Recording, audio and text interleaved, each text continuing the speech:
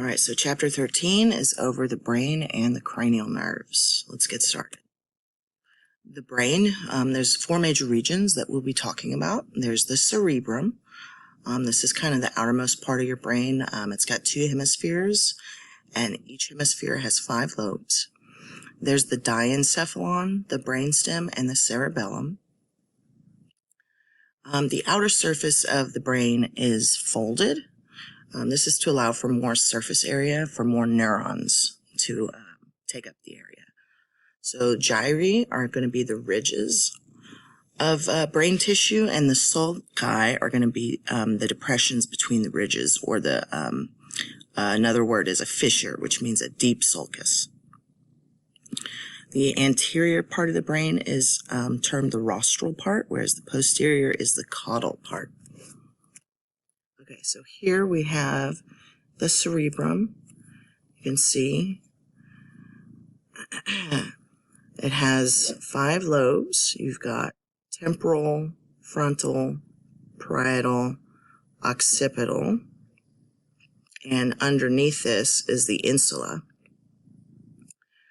You have the brainstem and the cerebellum. And then if we cut the brain in half and look at the inside, you can see here's the diencephalon, okay, and that's going to include the thalamus and the hypothalamus.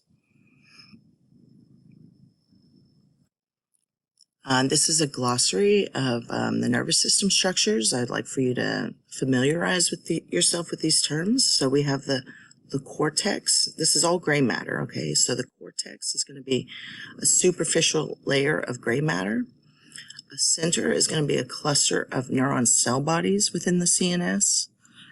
And then a nucleus is going to be a center that displays discrete anatomic boundaries in the CNS. So examples of that would be the nucleus accumbens, the caudate nucleus, things like that. Now, as far as white matter goes, we've got a tract, which is a bundle of axons within the CNS that share common origin and destination. I'd also like for you to be aware of a peduncle. This is a stalk-like structure composed of tracts connecting 2 regions in the brain. And then down here in the peripheral nervous system, you need to know that a nerve is a bundle of axons. A ganglion is going to be a cluster of neuron cell bodies. A nerve plexus is just a term for a network of nerves. And then a pathway is going to be composed of 2 or more neurons that relay nerve signals between the CNS, PNS, and body structures, okay?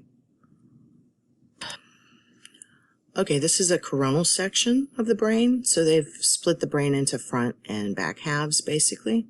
Here on the outside, you can see the cortex. It's composed of gray matter, and so are the cerebral nuclei.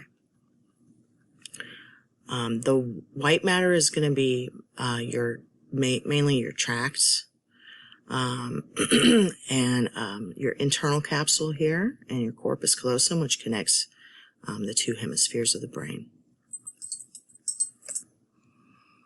Okay, let's talk about the meninges. Specifically, we'll be talking about the cranial meninges. This is 3 layers of connective tissue. And it covers the brain, the cranial meninges do, but it also covers the spinal cord as well.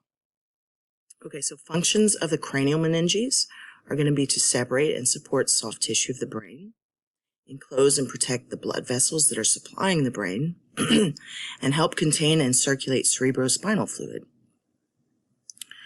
From the deep to superficial, you have the pia mater, so this is going to be the layer that's immediately on the brain. Then the middle layer is going to be the arachnoid mater. And then the outermost layer, the one closest to the skull, is going to be the dura mater. The pia mater, we said, is the innermost of the meninges. It's a very thin membrane that adheres to the brain and the spinal cord. Then you have the arachnoid mater. This lies right above the pia mater and is loosely tied to it. So there is a space between the pia and the arachnoid mater, and it's called the subarachnoid space, and it contains cerebrospinal fluid. Finally, you have the dura mater. This is going to be a tough outer membrane, And the epidural space is a potential space between the dura mater and the skull. And this contains arteries and veins. So here you can see, here's the scalp, the periosteum, and here's the actual bone of the skull. And then starting from out in, you've got the dura mater. There's a periosteal layer and a meningeal layer. So again, it's a very thick connective tissue structure. Then in the middle here, you have the arachnoid mater, and it's kind of got these spidery looking structures coming down and contacting the pia mater, which is this very thin, delicate membrane essentially covering the brain.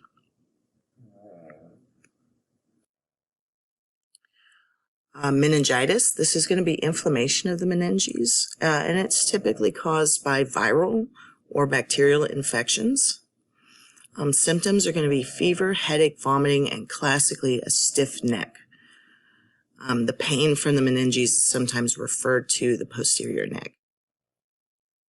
Bacterial meningitis is going to be the most severe form of meningitis. There's also viral meningitis, which is less treatable, but also much milder. Meningitis can result in brain damage and death if left untreated. This is especially true of bacterial meningitis. And then there's a vaccine for most common bacterial strains causing meningitis. Brain ventricles, these are going to be cavities within the brain, and they're lined with ependymal cells, which, if you recall, are the cells that produce cerebrospinal fluid. The ventricles are going to be where the CSF circulates within and around the brain and spinal cord. The ventricles are connected to each other and with the spinal cord's central canal.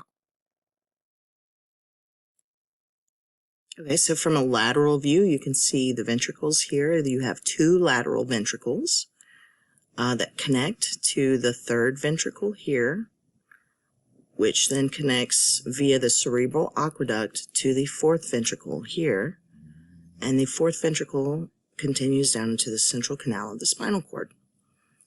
You can see the same thing here, just an anterior view, and you can see why these are called the lateral ventricles. They're kind of on the lateral side of the brain, and while the rest of the ventricles are more midline. Okay, CSF is very important. It is produced by the choroid plexus and ependymal cells. It's going to be a clear, colorless liquid that surrounds the CNS. It circulates in the ventricles, as well as that subarachnoid space that we talked about. It has three important functions. Number one, it provides buoyancy. It reduces the brain's apparent weight by 95%.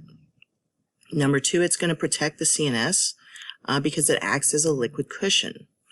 Number three, it's going to help keep the CNS environment stable, and it does that by transporting nutrients and wastes, as well as protecting against chemical fluctuations.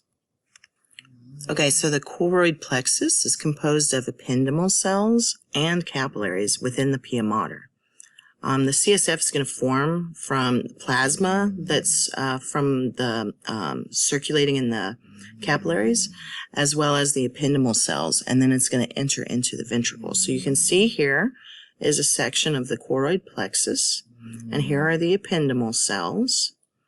This is a capillary, and here is the pia mater, kind of in between. So plasma is basically going to exude out of the capillary here, and along with the substance made by the ependymal cells is going to mix and create CSF. Okay, the blood-brain barrier. Functions of the blood-brain barrier are going to be regulating which substances can and cannot enter the brain. So what this is going to do is it's going to prevent neurons from being exposed to toxic substances, drugs, wastes, pathogens, really, really high solute concentrations, things like that. Some drugs can actually pass the blood-brain barrier. Alcohol, nicotine, and lipid-soluble molecules can. And lipid-soluble molecules can because they can generally cross the plasma membranes of the cells that make up the blood-brain barrier, and they can get through that way. The blood-brain barrier is composed of specialized capillaries. These are going to be endothelial cells connected by many tight junctions. So they're connected really well. It's very difficult for anything to get through. On top of that, they're going to be wrapped by perivascular feet, which are these extensions from astrocytes that wrap around the capillaries. Substances must also be transported from the capillaries into the brain by membrane transporters as well. So these are specialized capillaries. It's important to note that some areas of the brain lack a blood-brain barrier, areas around the hypothalamus and the pineal gland. These are called the circumventricular organs. And the purpose of lacking a blood-brain barrier there is that they need to detect changes in the blood. So they need to be able to detect toxic substances. So there has to be some kind of interface between the brain and the systemic circulation there. As well, some of the organs secrete hormones into the blood. So there has to be a way for the hormones to get out into the systemic circulation. All right, what I want you to take away from this image is the astrocytes, the perivascular feet here. And look at how tightly they're wrapped around this capillary. And you can see it makes it very difficult for molecules or cells to get through. All right, the cerebrum. This is the largest and most distinctive portion of the brain. It's going to be divided into two hemispheres, right and left. And each one of those hemispheres has 5 lobes. We mentioned 4 of them earlier, the frontal, the parietal, the temporal, and the occipital. And those can be seen from the outside of the brain, and underneath is the insula. This is going to be the origin of all complex intellectual functions. So intelligence, reasoning, reading and comprehension, thought, memory, judgment, basically all the stuff that makes you human is going to be going on here in the cerebrum. Okay, so we said the cerebrum is composed of left and right hemispheres, and they're separated by this longitudinal fissure, which is a deep cleft separating the hemispheres. Here, you can see the longitudinal fissure right down the middle here.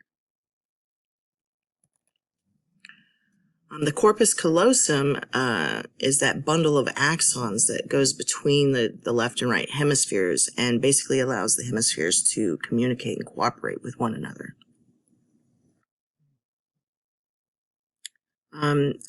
Regions of the cerebrum can exhibit multiple functions.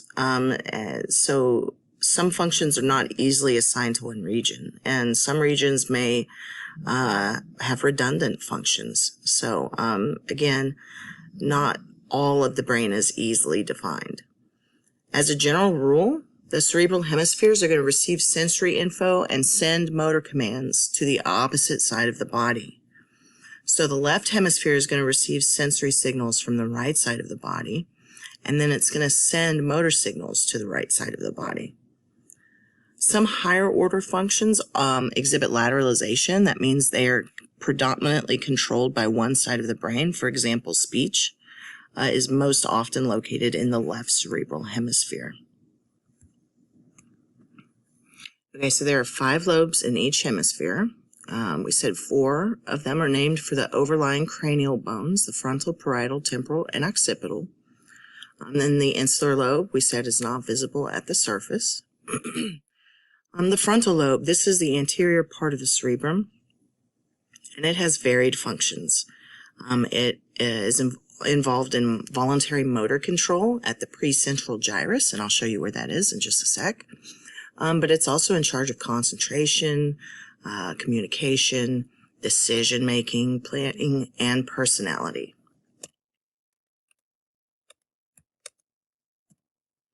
So here is the frontal lobe. The right frontal lobe. This line here is the central sulcus. So the precentral gyrus is this guy right here because it's in front of the central sulcus. So it's the precentral gyrus. And that's where motor control is going to be.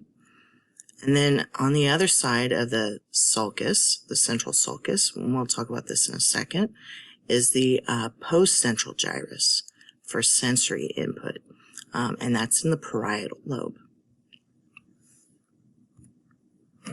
Okay, the parietal lobe, like we said, is going to have the postcentral gyrus, which is the primary somatosensory cortex.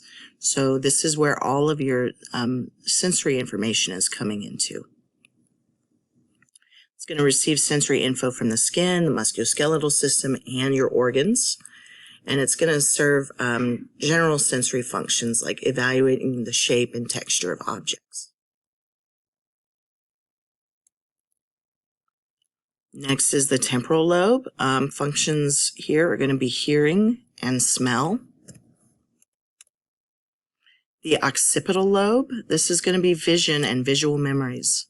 And then the insula, this is a small lobe that can be observed by retracting the temporal lobe, and it functions in memory and the sense of taste.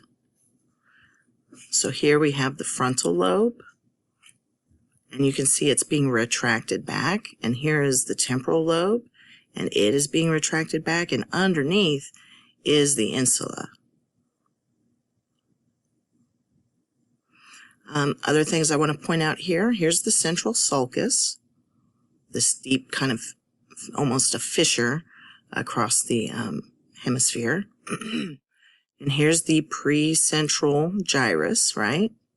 This guy, the blue guy running down along here. And this would make this the postcentral gyrus, this orange guy right here. Wernicke area, we'll talk about that here in just a minute.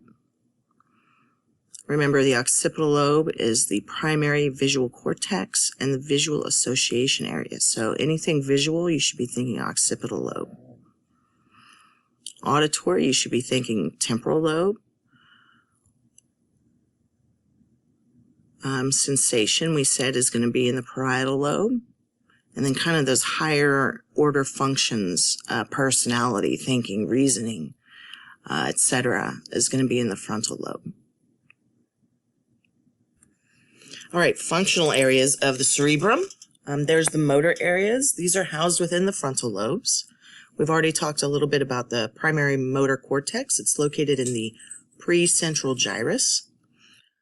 This is going to control skeletal muscle activity on the opposite side of the body. So the left primary motor cortex controls all the voluntary movements on your right side of your body. This image here is a homunculus. This one's a motor homunculus, and basically what it's showing is the different regions of the motor cortex. So they've kind of cut a slice here of the motor cortex, and they're showing, representing it visually, how many neurons are dedicated to each body part. So because the tongue is larger than the foot, you can tell that there's more motor neurons dedicated to controlling the tongue than there are to controlling like the toes and the ankle, okay? You can see that here with the hand as well. The hand is much larger than the rest of the body parts on this homunculus. So you've got a lot of fine motor tuning to the hand.